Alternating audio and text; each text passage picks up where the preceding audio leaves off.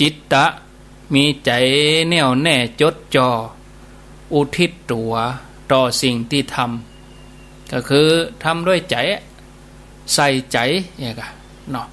วิมังสานี่เป็นการไตรตรองพิจารณาใจปัญญาใคร่ครวญมีปัญหาก็เอาปัญญาปรับปรุงแก้ไขทำเนี่ยจนกว่าจะสมบูรณ์4ข้อนี้เป็นหลักความจริงตามธรรมดาของธรรมชาติถ้าญาติโยมที่มีอายุเป็นผู้สูงอายุเอาไปใจก็จะเป็นประโยชน์นะเป็นประโยชน์อย่างนักแล้วก็รับรองผลได้ก็เลยยกหลักธรรมนี้ขึ้นมาแม้แต่ลูกหลานหรือว่าท่านที่อายุน้อยอายุยังบ่นักอายุยังบ่สูงก็สามารถเอาไปใช้ประโยชน์ได้แล้วก็ควรเอาไปช่วยผู้รักผู้ใหญ่คุณปู่คุณย่าคุณตาคุณยายตั้งหลายเนาะแม้เพียงแต่ข้อที่ใจแน่วแน่อยู่กับสิ่งใดสิ่งหนึ่งอันนี้ก็เป็นบุญกุศลนึกถึงสิ่งที่ทำไปแล้วว่าท่านได้ทำบุญทำกุศลอันอย่างดีไว้แล้วลูกหลานเปิ้นก็จะยกเอาเรื่องนี้ขึ้นมาโอ้เกิดใจฮอดไอ้พ่อไอ้แม่เฮาเนาะเกิดใจฮอดป้าแม่มอนเฮาเนาะอย่าเปิ้นก็จะยกเอาเรื่องนี้มาเพื่อจะยกขึ้นมากับสิ่งที่ดีงามเนาะบ่ฮื้อใจของเฮาไปอยู่กับเรื่องวุ่นวายเดือดร้อนเรื่องขุ่นมัวส่วนอันอย่างที่ทำให้ใจเฮาเศร้าหมองนะบอกกองมันเกิดขึ้นมาเฮาก็ใจสติกันออกไปสตินี่เป็นตัวจับเป็นเหมือนนายประตูบอกกองมีอันอย่างที่บ่ถูกต้องบ่ดีบ่งามเฮาก็จะไปจับไปดูนะแล้วก็พิจารณาใจสติเนี่ยเป็นตัวจัดการบอกกองตัวไหนจะเข้ามาสติก็ปะก่อนละเพราะนายประตูนี่ตัวนี้ก็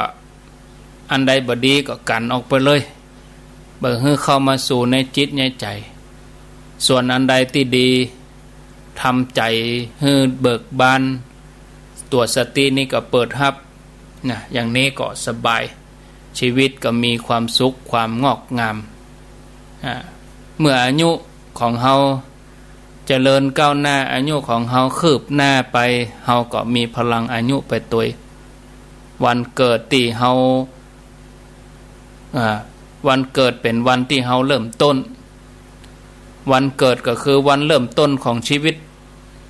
ในแต่ละปีถือว่าเป็นการเริ่มต้นในรอบอายุของเฮาปีนั้นๆที่สำคัญก็คือให้นำคติแล้วก็ความหมายของการเกิดนี่มาใจว่าการเกิดของชีวิตที่เฮาฮ้องว่าเกิดมาเมื่อปีนั่นวันนั่นนะพศนั่นอย่างนี้เป็นการเกิดครั้งเดียวของชีวิตแต่ที่จริงนั้นญาติโยมถ้าว่าดังธรรมแล้วการเกิดมีอยู่ทุกขณะทุกเวลาแล้วเฮาก็เกิดอยู่ตลอดเวลาถึงร่างกายของเฮาจิตใจของเฮาทั้งรูปธรรมนามธรรมถึงหมดของชีวิตเฮาเนี่ยเกิดอยู่ทุกขณะในต่างร่างกายเฮาก็มีเซลล์ต่างๆเก่าใหม่ยังขอโทษเนอะผิวหนังของเฮามันก็มีขี้ไคมีเหงื่อเนาะอันเก่าไปอันใหม่เกิดขึ้นมาผมของเฮา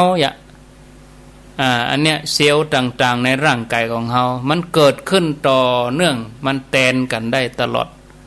เกิดทุกขณะต่างใจนี่ทุกขณะก็มีความเกิดถึงเกิดดีแล้วก็เกิดบ่ดีเมื่อเฮาเกลียดเฮาโกรธหยังขึ้นมาอันนี้ฮ้องว่าเกิดความโกรธก็เป็นการเกิดบ่ดีถ้าเกิดความอิ่มใจม่วนใจสุขใจ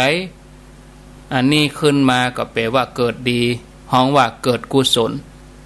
เกิดเมตตาขึ้นมาเกิดมีไมตรีเกิดศรัทธาเกิดสปะไปหมดในใจของเฮาเนี่ยญาติโยมมีการเกิดตลอดเวลาห้องง่ายๆตามภาษาพระเกิดกุศลกับเกิดอกุศลในเมื่อ เกิดโดยทั่วไปมีสองอย่างสองแบบเขาจะเลือกเกิดแบบไหนแน่นอนญาติโยมก็ต้องเลือกเกิดที่เป็นกุศลคือทำใจของเฮาให้เป็นกุศลทำใจของเฮาให้เกิดที่ดีตลอดฉะนั้นวันเกิดก็เลยมีความหมายโยงไปใจในการปฏิบัติคือทำให้มีให้เกิดของกุศลถ้าทำใจของเฮาให้เกิดกุศลได้ทุกเวลาแล้วชีวิตก็เจริญงอกงามเพราะการที่ชีวิตของเฮาเจริญเติบโตมาเนี่ยไม่ใช่ว่าเกิดครั้งเดียวในวันเกิดนี่ที่เริ่มต้นชีวิตต่ออันนะแต่มันต้องมีการเกิดทุกขณะต่อจากนี้ชีวิตถึงจะเจริญงอกงามเติบโตขึ้นมาได้กุศลคือความดีงามต่างๆเริ่มต้นในใจเมื่อเกิดขึ้นมาแล้วก็แล่นเข้ามาสู่ความคิดเมื่อสู่ความคิดก็ออกมาสู่การทำแล้วก็เจริญงอกงามต่อไปการที่มันเจริญงอกงาม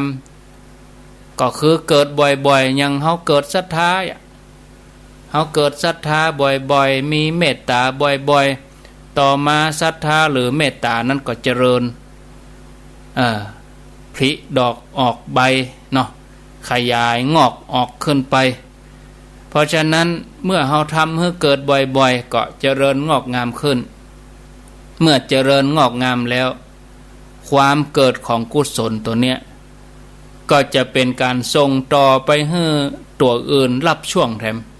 เหมือนเปิ้นวิ่งพลัด4คนน่ะเนาะส่งไม้ให้กันเมื่อเป็นอย่างนี้เฮาเกิดศรัทธาขึ้นมาเฮาก็อาจนึกอยากจะทำบุญทำกุศลอย่างใดอย่างหนึ่งต่อไป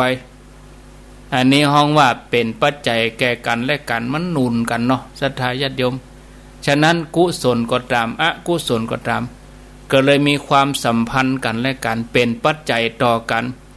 บอกกองตัวหนึ่งมาแล้วเฮาก็ทำให้มันเป็นปัจจัยต่อไปยังแถม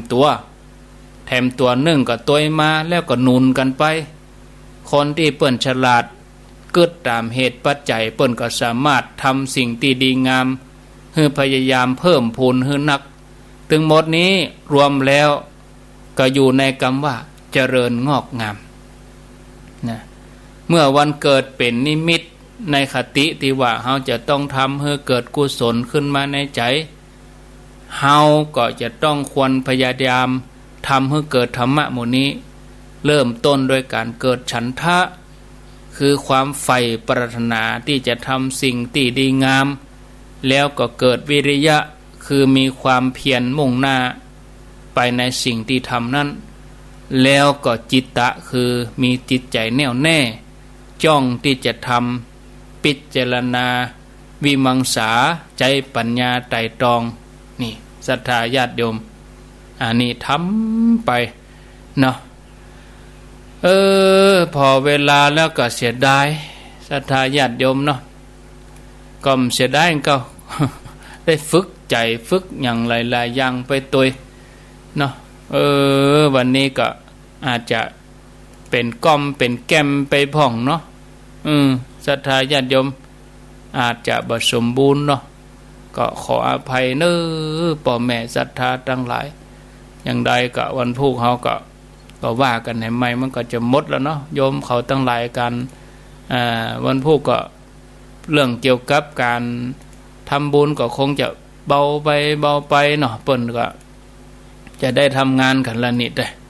ปฏิบัติงานกันละเปิ้นหยุดชดเชยให้2 วันเหลือเวลาแถม20 นาทีก็เปลี่ยนบรรยากาศได้ฟังธรรมะก็ขาดเกินเนาะเป็นก้อมเป็นแก้มไปก็ขออภัยเน้อญาติโยมอาจจะได้ฟังบัดต่อเนื่องเนาะก็เหมือนนึกว่าจะเสียเวลาหยังนะอย่างใดก็ละบ่ได้ศรัทธาเปิ้นมาเพิ่นก็ตั้งใจจะละเปิ้นเน้อปั่นปอนแล้วก็เตียวหนีเน้ออย่างใดก็บ่ดีบ่อู้เน้อก็บ่ได้เพิ่นก็จะว่าฮืออัธยาศัยบ่ดีอีแหมะอย่างใดก็บ่ดีแต่เอาเนาะ มาแหมซาวนาทีนี่ก็ลองฟังญาติโยมเขายังอยู่ด้วยกันอยู่ก็นี่ก็ว่าไหลหนีละจากกันไปตั้งใดเห็นแล้วแม่แจมก็ยังอยู่ด้วยกันอยู่เนาะแม่แจมนี่เปิ่นฟังตี106.25ก็เดียวกันเนอะญาติโยมจะมาขออนุญาตเช็คไปทางแม่แจมกันเช็คแม่แจมดังฟังชัดแม่แจมตี106.25ก็แม่แจมนี่ได้ฟังกันเมื่อคืนปุ่นเลย2 ทุ่มถึง4 ทุ่มต่อเนื่องไปเลยเนาะอันนี้ก็ขออนุโมทนา0998366322ยังมั่นคงยังจึงกันนี่อยู่ก็ว่าบอกกองเปิดเพลงแล้ว ไหลไปเลยโอ้ท่านพระครูไปเมินแต่นะอาตมาก็นึกว่าจะปั่นปอนจบในเพลงเดียวประมาณ 3-4 นาทีโอ้เป็นอย่างนั้นสักครับโยมเปิ้นก็อู้แหมกันเลยได้ลุกออกจากที่ปั่นปอนเอาเพลงเขาใส่แหม2 เพลงก็ยังบ่ได้ปั่นปอนเถอะยังได้ก็บ่ดีเจริญปอนเจ้าพระเจ้ายังอยู่เจ้ายังจึงกันอยู่เนาะเจ้าจึงกันอยู่ไปไหนฟังอยู่เจ้าฟังเพลงก็ขั้นบรรยากาศไปเนาะแม่เนาะเจ้าเป็นอย่างนั้นเจ้ามันวัน2 วันนี่บ่ได้หรอกเป็นเพลงธรรมะแม่อยู่ไหนนี่บุญกัดก้อมแม่บุญเจ้าแม่บุญกัดก้อมเนาะเจ้าชัดเจ๋วดีก็เจ้าชัดเจนดีก็ตั้งกัดก้อมแม่บุญชัดเจนกับเจ้าวันที่12พุ่นไปปะกันเนอะเจ้าวันที่12ไปปะกันมือเลี้ยงต่อเป้านี่จะเอาขั้วนอมาวะขั้วนอแต่มาจะต่ำน้ำพริกไปเลี้ยงศรัทธาแต่มาต่ำแม่บ้านน่ะต่ำจะเดินปนครับผมบอกไปทางใดเจ้าเนอะเน้นลักปกติเนอะมื้อหนึ่งนะวันพุธครับวันพุธครับวันพุธอะนานไปใจใหญ่เนาะวันนี้วันจันทร์นั่นเมามัดเลยเนี่ยวันนี้ก็อธิษฐานได้ยินชัดก่อที่เน้นลักครับผม98นี่นะครับ98.75ได้ดึงเสาขึ้นก่อนเอาต่อน้อยเดียวดึงเห็นหน่อยครับก็น่ะเดี๋ยวปะลาวแล้ววัดฝ่ายหินปะช่างจะมาครับผมก็เดี๋ยวฝ่ายหินกันนิมนต์เด้อฝ่ายหินถ้าว่างกันนิมนต์เด้อเราขอรถขอแรงก่อนเนาะโมทนาจะเป็นนอนพุ่นก็ได้นะนอนวันที่11จะให้ตุลุงยองไปนอนพุ่นก่อนเปิดเป็นนอนวันที่11ครับสาธุเจริญปนรับใบสาพระอาจารย์เจ้ายังอยู่แต่ฉันอยู่เจ้าแม่ครูกะแม่ครูก็ว่าอันอย่างนี้ไปอย่างบ้านปะเศร้ากะเจ้าเจ้าพรปะเศร้าเจ้าปะเศร้าปะ12ไปเจ้าเดี๋ยวจะ1พักชยาไปเสือพระอาจารย์ตัวเจ้าเนาะ42นี่จะม่วนกันเน้อเนาะปอจุ่มปอเย็นยังนึกภาพอยู่ว่าอันญาติธรรมเพิ่นตึงมากันนานต่ำกว่า300อ่ะเจ้าเอากะไว้สัก200อีนะเจ้าขาดไว้สัก200อีนะมันตึงเกินกว่านั้นเจ้าพระอาจารย์ที่ไหนก็ว่าจะไปกันเด้อเจ้าม่วนอกม่วนใจเนาะจ้าเดี๋ยวตึงไปกันอยู่เจ้าสาธุเด้อสักกราบไหว้สาเจ้าดีมีสุขสายต่อไปเจริญปนเนาะไม่ตาเจ้าจากดังใดอยู่มั่นคงได้ยินทีก็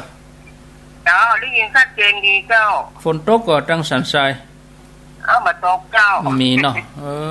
เจ้า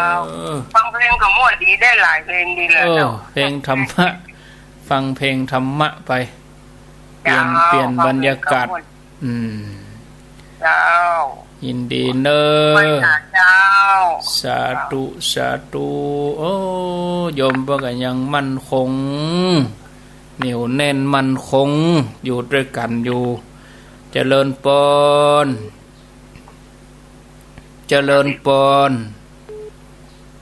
ติดแล้วสาธุครับพระครูโอ้สารปีมันดีกันเนาะนั่งฟังกันเนี่ยอันกะเดี๋ยวว่าไหลหนีเพิ่นละไกก็เป็นไรอันกะกำลังฟังเพิ่นให้อย่างมีไผแม่วัดตะโคนเพิ่นมาตานเตียนอย่าก็เจ้าอ้วงห่อนึงตัวเจ้าแจ้งอีกคดีกันรถไปคดีกันรถแม่อันกะเพิ่นมาตานเตียนอันน่ะวันนี้อย่างนี้หน่อยธรรมดาเปิ้นยุดกันเนาะเปลี่ยนกันเข้าไปเขาออก7-8เป็นเปิ้นยุดวันน่ะที่นายมันก็เข้าวัดก็มีจากมาทีเดียวก็มีอ่ะครับเปิ้นยุดงานกันแต่เนาะกับเดิมหรอได้ก็บ่ดีมันดูต่างไปแล้วกับปุ๊กนั่นล่ะ12ก็ป้ากันเด้อลูกพ่อ12นะวันที่12นี่ป้ากันนะผมบ้างผมจะไปโอ้แน่นอนกะแน่นอนมันน่าเขาจานนี่ผมจะรถเขี่ยงขึ้นไปผมชันรถยนต์ก็ง่ายอยู่รถเขี่ยงเข้าเวียงนี่ก็ดังว่าตัวดอกกระเดียกับเหนียวแล้วครับเหมาะกับแล้วรถเขี่ยงนี่นะผมเรื่องว่าอ่านนะโดยตัวลูกบ่าวไปเอี่ยวหากันกำกาไปครับมันจะไปยังไงมันมีเหตุการณ์ยังเกิดขึ้นผมไปแน่นอนกะ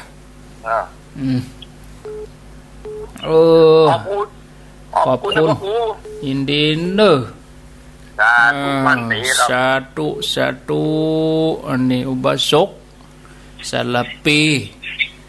เจริญปนไว้สาเจ้าอยู่ตั้งใดก็ปัดติ้วโดยสเก็ตเจ้ายังวันนี้ไปไหนเจ้าโอ้ปัดติ้วโดยสเก็ตแต่เดี๋ยวถ้าว่าอันเปิ้นอันมีงานแหมจะได้ประกาศเผื่อไว้เมินจะได้ไปเนาะอันที่ดอยนางแก้วอ่ะได้ไปนางแก้วไหนกี้มได้ฟังสักคำกะได้ฟังกะก็น่ากะโดยของนะน่ากะถ้าเปิ้นงานเปิ้นมีกรรมแหมเตื้ออ่ะเนาะแหมเตื้อในไปร่วมกันอ่ะ2ฝั่งจังหวัดอ่ะ2ฝั่งอ่ะเชียงใหม่เชียงรายอ่ะเนาะดาวดอยนางแก้วน่ะเปิ้นจะจริงญาติแม่เขาก็อยู่ที่หลายหน่วยทั้งน่ะบ้านตรงโกนั่นตะกี้เปิ้นตะกี้อาตมาก็อู้ไปหน่อยว่าเปิ้นสร้างอันหยังเปิ้นจะแปลงอันหยังอีกก็อู้ไปรอตะกี้น่ะโอกาสหน้าก่อนเนาะยินดีเนอะปาติวโดยสเก็ตญาติพี่น้องก็อยู่ตั้งปุ้นแม่โป่ง0998366322จะมาประกาศแค่วันเดียวแต่คืนนิ่มได้ถ้าฮู้ล่วงหน้าเมินก็จะได้อู้ไว้เมินด่วนจะค้นหลายเหมือนกันเด้อ3-400เหมือนกันเต็มดอยนั่นน่ะนะดอยนางแก้วรับสาย0998366322เจริญปนจากดังใดกับเนี่ยล่องอ้อเนาะล่องอ้อบัดได้โทรมันก็บ่ม่วนสะใจมันแล้วใจได้โทรก็บ่แล้วใจคือได้กุศลเนาะอู้ไปเลยแม่มันขาดตอนเอาย่างกินน้ำเอาละอู้ดีกับปลาอีก็มีความสุขแล้วเจ้าอาตมากำลังย่างกินน้ำพอดีสาธุเนอตอนนี้โอ้โหบ่เห็นนี่มันมีที่อยู่กันเนอะยังเข้าต่อคว่ำเนี่ยกับปลาโตขาวเพือกอะเนาะแม่สิพันยังแม่ชวนเปลี่ยนไปตัวหันอ่ะชวนกันไปเนอะ มีรถนี่มันมีบ่เด้อ โอ้รถเวียงเปเลอะปะเตอรถเวียงนักแต่จากลองเอาไปนี่อ๋อรถแดงมาผ่านกะรถแดงบ่ผ่านเลยเจ้าบ่มีเลยรถนั่นน่ะโทรกะแก๊ปเดี๋ยวแล้วกะโทรแก๊ปกะแก๊ปอ่ะโทรแก๊ปอ่ะรถแก๊ปเขาก็ยึดกันหมดเลยบ่ออกแล้วอ่ะอ๋ออันกะจึงมีอยู่ก้อยว่ากันจะพยายามไปให้ได้เนาะก้อยว่าก้อยหาวิธีกันเนาะโมทนากันเดี๋ยวยังจะได้ไปวางแผนเรื่องรถอยู่นี่เพราะว่ารถนี่อาจจะให้จอดข้างนอกพ่องใจรถวนเอาไปจอดในบนนี้มดดิ่มได้จอดตั้งแต่ปากประตูมช.ไปเอาใจรถแดงวนเอาเนาะส่งคนเท่าเดี๋ยวไปอู้กับอาจารย์เพิ่นก่อนปรึกษากันก่อน0998366322รถบัสเนี่ยรถบัสนี่จะน่าจะบ่ได้เมียงเป้าขอรถบัสมารถตู้นี่อาจจะเข้าไปส่งคนแล้วก็ออกมาเนาะออกมาแล้วก็ใช้รถแดงวนเนาะส่งคนเท่า0998366322เจริญพรนมัสการเจ้าพระอาจารย์จากดังใดสันทรายสันกัญยอมเจ้าอ๋อสันทรายได้ยินชัดดีก่อโอ้ชัดดีเจ้าวันนี้นะบดมืดเนาะแม่นจะโต๊ะกับบ่โต๊ะแหละที่ด้วยรอนี่ก็ห่อนมาก่อนเข้าภาษาแล้วนะมีสักนะอาจารย์เป็นอาทิตย์เนี่ยจื้อได้นั่นน่ะได้พยายามอาจารย์ว่านะแต่ว่านี่ถ้าฟังธรรมนี่ม่วนก็อย่างเงี้ยแต่ว่านี่ฟังธรรมนี่ฮ้อนหน่อยเจ้ามาแล้วเจ้าต่างคนต่างไปว่าเนาะแต่ว่า12นี่ว่างก็ไปเนอะวันที่12นะไปอยู่เจ้าหมู่ล่ะเจ้าชวนกันเฮียกะเจ้าถ้าบ่ได้ไปเมืองก็จะแวะหาอยู่ไปแอวหาเนาะเจ้าฟังอยู่นะเจ้าพระอาจารย์ตุเนอเจ้าเพื่อกำลังใจเจ้าสาธุสันขยอมสันทรายเจริญปนไว้กับเจ้าพระอาจารย์แม่คือเนาะเจ้าไม่คือดอยสักเขตแล้วเนาะได้จวนซะกันแม่คือแต่เจ้าน่ะ เอาไว้เตือนใหม่ถ้าลงเปิ้นเริ่มลงหลักลงทันลงเป็นมั่นหมายดีๆก่อนเนาะแต่เป็นว่าดีๆก่อนเฮาก็จวนกันได้ยินแต่วันที่12ไปแน่นอนนะแน่นอนเนาะแน่นอนเนาะเจ้าแน่นอนฮอเข้ามาด้วยเนอะหมู่เจียงไฮ้เปิ้นตื่นหลัวเฮากันนะป้าเขาเด้อเจ้านะปะโทเขาจะเอาลงทันเอาหยังมาบ่ปะโตเขาเกียมกันโดเขาจะมากันกะหมู่เจียงไฮ้น่ะผูกออกรายการก็จะจวนเขาทำกรรมก่อนเอาให้ไปชั้นนักเหลือจะหลายนะว่าอาจารย์จวนกันไปเด้อปอตักหลวงอย่างก็มีตาลเสาหลังก็หลายกันตาลเสาตาลเตียนตัวเนาะโมทนาสาธุเอาละขออนุญาตได้พักตัวอีกก่อนข้างแถม5 นาทีก็จะอู้รายละเอียดวันที่12ก็ขอบคุณที่โทรมามีหลายเสียงหลายสายแม่บุญกัดก้อมไปอยู่วันที่12นี่หรอเน้นลักสันเมืองนี่ก็ถ้าเปิ้นไปก็จะเฮือเปิ้นแสดงความสามารถเนาะเน้นลักในขออภัยเนอะเปิ้นเป็นผู้พิการทางสายตาแต่เทศธรรมนี่เปิ้นจำหมดนะเทศธรรม13กันนี่นะจำบ่รอเอาทำหยังมาไล่โพดเอาทำหยังทำมหาวิภักเอาทำหยังมหามูลนิพพานเอาทำหยังจำบ่รออันนี้ก็พรสวรรค์แล้วก็น้องเบลถ้าไปกับไปแสดงความสามารถด้วยเนอะน้องเบลเนอะเอาซาวดนตรีไปด้วยเนี่ยนี่ติดต่อไอ้เสมาแล้วเปิ้นกำลังเกลี่ยวันอยู่ถ้าไอ้เสมาไปกับ เสมาเมืองเมงลายถ้าไปก็เอาเวลาง่ายเสมาเหียเกิงชั่วโมงเนี่ยเฮาเปิ้นแลงานเนาะเฮาเปิ้นแลเรื่องเข้าวัดสาตานเตียนเสมาเมืองเมงลายกันนี้ก็วัน2วันนี้ได้รับคำตอบละอีนะแล้วก็แฮมสายนึงก็ปลาเศร้าเนาะปลาเศร้านี่ละปูนอันนี้ไปอยู่วันที่12แม่ย่อยสันทรายสารปีข้างวัดสารปีแล้วก็สายที่6นี่ก็ปลาติ้วโดยสิเกตสายที่7ก็แม่สีพันจะพยายามไปอยู่แต่ต้องไปให้ได้เหมือนกันนะนี่หรอแล้วก็สายที่8นี่สันทรายสันขยอมก็จะมาอยู่วันที่12แม่คือโดยสเก็ตสายที่9สายนี่จะมาหมดละอีหรอจะมาที่ฝ่ายหินหมดละอีนะก็อนุโมทนาที่แจ้งเจตนาไว้ก็วันที่12นี่ก็สัก9 โมงอีนะเอาพร้อมอย่างกันแล้วบอกเขาก็นิมนต์ครูบาอาจารย์ตนได้ไปเขาก็นิมนต์ศรัทธาเห็นน้อยสลับกับน้องเบลศิลปินเน้นลักไปกับสลับกันขึ้นไปจะศรัทธาจนถึงฮอด11 โมงเขาก็ฉันเพลเสร็จแล้วก็เอาก้อยตาลถ้าเอาไปตาลก่อนในคนจะหนีมันพิธีแล้วลูกเนี่ยพิธีแล้วบอกกองแล้วพิธีคนก็จะแยกย้ายกันนะอันนี้เขาจะตาลปุ่นฉันเพลแล้วประมาณสักเตียงช่วงเมื่อไงนะก็เดี๋ยวจะติดต่อให้ตุลงยองก่อนคือเปิดไปนอนปุ่นเลย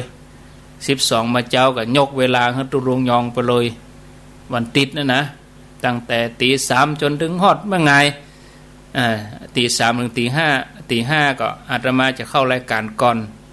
บอกกองอาตมาออกรายการ7 โมงปุ๊บก็จะตัดสัญญาณไปตุลุงยองอยู่ปุ่นเนาะจากกับสถาก็คงจะมีการถ่ายทอดสดโดยแล้วก็สถานีทุกเครือข่ายก็จะรับสัญญาณเนาะโดยเฉพาะที่ฝ่ายหินก็เป็นแม่ข่ายญาติโยมอยู่จอมตองญาติโยมอยู่ที่ไหนตั้งได้ก็ฟังกันติดตามกันถ้าบ่ได้ไปก็อยู่ที่บ้านยกมือ10 นิ้ววันที่12ที่วัดฝ่ายหินก็ขอบคุณท่านที่แจ้งเจตนาจะไปเลี้ยงน้ำเลี้ยงอาหารเนาะอนุโมทนากองทัพเดินได้โดยท้องของเฮานี่เป็นกองทัพธรรมอย่าไปร่วมกันอนุโมทนาบุญตัวเนาะเดี๋ยวพอเวลาแล้วก็พอสมควรญาติโยมตั้งเจตนาจะร่วมบุญก็เข้า Facebook พอก็หอมยิงตรงไปที่วัดฝ่ายหินเลยเนอะFacebook ก็เปิ่นตึงมีหรอ Facebook วัดฝ่ายหิน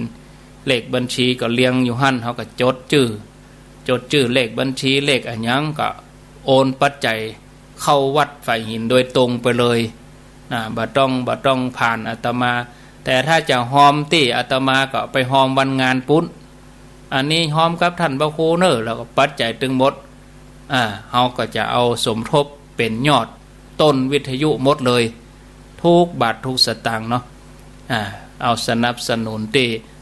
104.5 หมดเลยแล้วก็ครูบาอาจารย์ที่ไปตึงหมดตนใดก็ตามที่ไปนะปัจจัยตึงหมดโยกสมทบที่ 104.5 ทั้งหมดเลยเนาะอนุโมทนาถ้าจะไปหอมก็ไปหอมที่ปุ้นเขียนชื่อลูกบ้านไปเลยเขียนชื่อก็เอาไปยื่นให้ตุลุงยองอ่านจบกับจอมตู้อ่านจบกับจอมตู้